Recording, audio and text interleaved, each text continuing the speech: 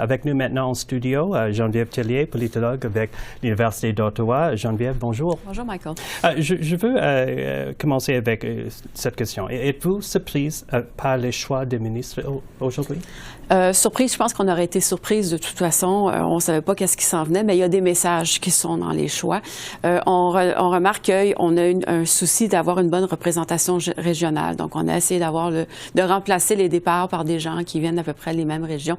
Je pense à Marie-Claude Bibeau, par exemple, qui part de la région d'Estrie au Québec. C'est Mme Brière qui la remplace, la députée de Sherbrooke. Donc, on a essayé de faire ça. Mais malgré tout, il y a des petites surprises. Donc, on voit que le Terre-Neuve est représenté. Maintenant, il va y avoir 2 ministres de Terre-Neuve. Donc, peut-être qu'on sent qu'il faut avoir une plus solide représentation à Terre-Neuve. Et Mme Qualtrough, à Colombie-Britannique, n'a pas été remplacée par quelqu'un d'autre de la Colombie-Britannique. Donc, ça, c'est un peu surprenant. Donc, ça, c'est la répartition régionale. Dans les noms qui sont là, oui, quelques surprises. On dirait qu'on veut de l'expérience, ce qui est nouveau avec M. Trudeau, et aussi peut-être un petit peu de contestation, donc brasser les choses.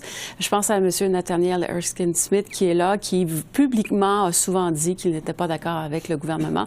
Alors peut-être que M. Trudeau veut avoir des gens s'entourer de gens qui pourraient un peu le contester, c'est pas impossible. Puis David McGuinty, ça fait longtemps qu'il est en politique, ça fait 20 ans qu'il a été élu, il vient d'Ottawa. Peut-être le fait qu'il soit d'Ottawa le nuit à avoir un poste.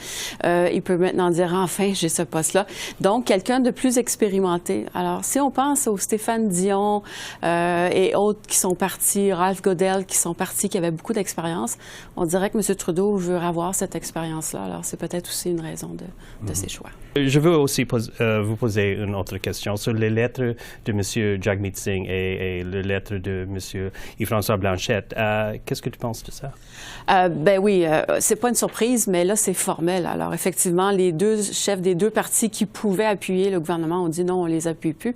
M. Blanchet, fidèle à son habitude, va nous dire clairement la suite des choses. Alors, c'est toujours très clair avec lui.